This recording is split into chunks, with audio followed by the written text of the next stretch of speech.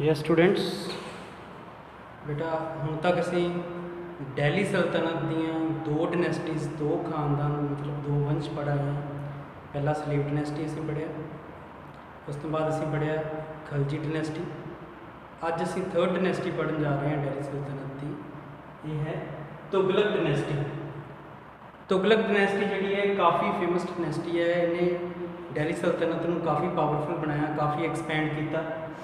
तुगलक डनैसटी का time period है 1320 AD तो लैके 1412 AD तक। अगर असीं गल करिए कि तुगलक डनैसटी फाउंड किन्ने की सी, किन्ने की स्थापना की, तो वह सिरा दिता है गयासुद्दीन तुगलक।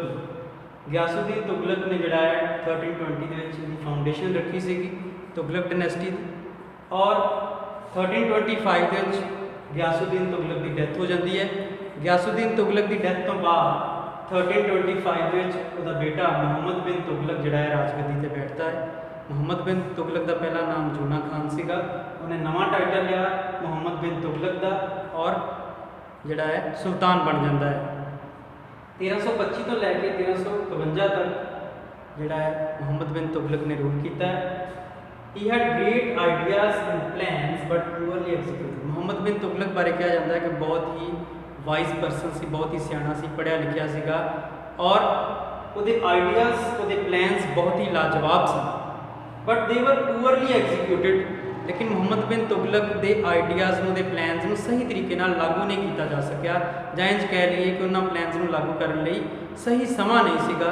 उन्होंने ये नहीं सी पर पता कि किहड़े टाइम पर किहड़ा फैसला लागू करना है, जिस कारण वो सारे फैसले असफल रहे। ठीक है जी।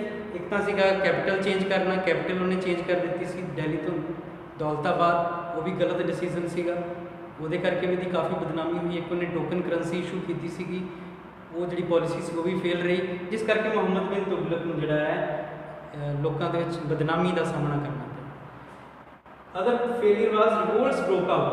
मुहम्मद बिन तुगलक के टाइम बहुत सारे सरदारा ने बहुत सारे इलाकों के उसके खिलाफ रिवोल्ट कर दिता, बगावत कर दी, विद्रोह कर दिता। लेकिन जोड़ा मुहम्मद बिन तुगलक है उन्होंने रिवोल्ट्स को पूरी तरह खत्म नहीं कर सकिया, जिस कारण हौली हौली बहुत सारिया रियासतां जी स्टेट्स सी वो आज़ाद होने लग गई, और दिल्ली सल्तनत जी है वो डिकलाइन वाली जोड़ा जानी शुरू हो गई, घटनी शुरू हो गई।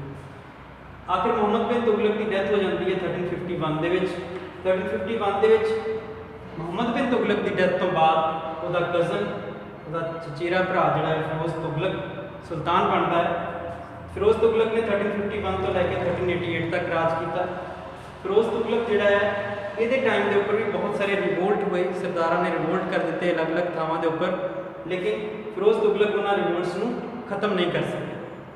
नैक्सट ही प्रमोटेड, लेकिन कुछ अच्छे काम भी किए फिरोज तुगलक ने, जिमें ही प्रमोटेड एग्रीकल्चर, खेती बड़ा प्रमोट किया है, ट्रेड व्यापार क्राफ्ट्स तो लोग हथी काम करते थे, उन्होंने बहुत ज़्यादा इन्हें उत्साहित किया। एजुकेशन के वास्ते भी इन्हें काफ़ी कुछ किया। Also built many new towns, बहुत सारे नवे शहर भी जोड़े फिरोज तुगलक ने वसाए थे। ये कुछ अचीवमेंट सीगियां फिरोज तुगलक दियाँ।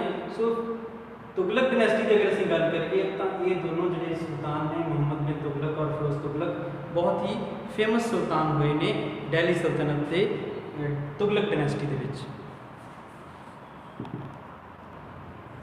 हाँ जी, सो बेटा इस तो अगला टॉपिक जोड़ा है राइज ऑफ न्यू किंगडम्स है। ये दसिया होया कि मुहम्मद बिन तुगलक के टाइम तो ही जोड़ा है बहुत सारी स्टेट्स सीगियां, प्रोविंसी सीगे, उन्होंने रिवोल्ट करके आज़ाद होना शुरू कर दिता सीगा, और सुल्तान उन्होंने रिवोल्ट्स को दबा नहीं सके। फॉर एग्जाम्पल डेक्कन के विजयनगर ते बाहमणी किंगडम दो नवीं इंडिपेंडेंट किंगडम बन गई सी आज़ाद होकर दिल्ली सल्तनत तो।